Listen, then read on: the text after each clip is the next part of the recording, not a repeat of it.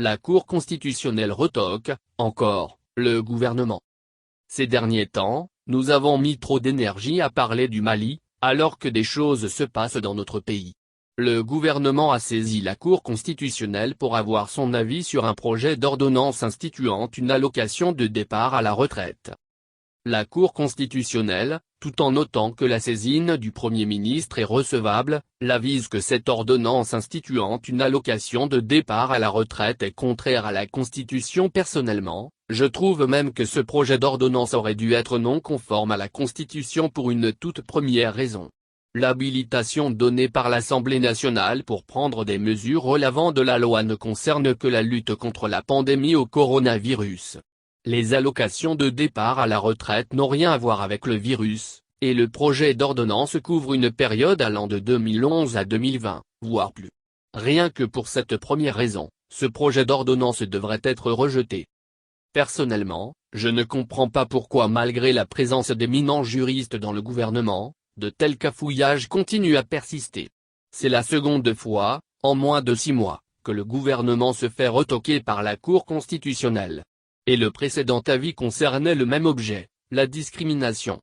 Normalement, je devrais me réjouir de ce semblant d'amateurisme et le crier sur tous les toits, mais ce genre de problème technique parle très peu aux populations. Le maïs coûte cher, c'est ça la vérité. D'ailleurs, je ne comprends pas pourquoi quelqu'un ne va pas nuitamment soumettre le projet d'ordonnance à un juge constitutionnel avant de l'introduire plus tard officiellement, pour éviter de manger la honte cadeau comme ça, devant les gens. Bref, il s'agit de quoi concrètement et rapidement, en français facile? Le gouvernement a décidé d'octroyer une allocation de départ à la retraite correspondant à 3 mois de salaire à compter du 1er janvier 2020.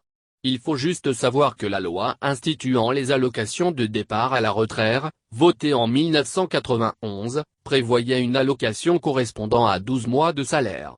En 1997, les versements ont été suspendus faute de ressources. En 2011, la loi a été abrogée.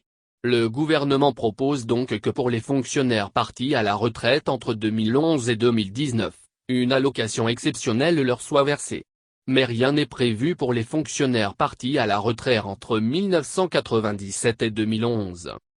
La Cour constitutionnelle explique que la Constitution dit qu'en vertu de l'alinéa 1er de l'article 2 de la Constitution, la République togolaise assure l'égalité devant la loi de tous les citoyens sans distinction d'origine, de race, de sexe, de condition sociale ou de religion, qu'en outre, l'article 11 dispose que tous les êtres humains sont égaux en dignité et en droit. L'homme et la femme sont égaux devant la loi. Nul ne peut être favorisé ou désavantagé en raison de son origine familiale, ethnique ou régionale, de sa situation économique ou sociale, de ses convictions politiques, religieuses, philosophiques ou autres. Par conséquent, le projet d'ordonnance est contraire à la Constitution. Le gouvernement doit donc revoir son papier. J'espère que cet avis va aussi permettre au gouvernement de se rendre compte que son projet d'ordonnance ne rentre pas dans le domaine où l'habilitation lui a été accordée par l'Assemblée nationale. C'est en cela que la révision constitutionnelle du 15 mai 2019 est intéressante. Désormais, les présidents de groupes parlementaires peuvent saisir la Cour constitutionnelle. Je l'ai déjà fait et je le ferai de nouveau si ce projet d'ordonnance venait à être introduit de nouveau. Ma proposition est de payer les 3 mois d'allocation à tous les fonctionnaires, de 1997 à 2022, mais en le faisant par tranche, pour ne pas trop grever le budget. Ce n'est que justice.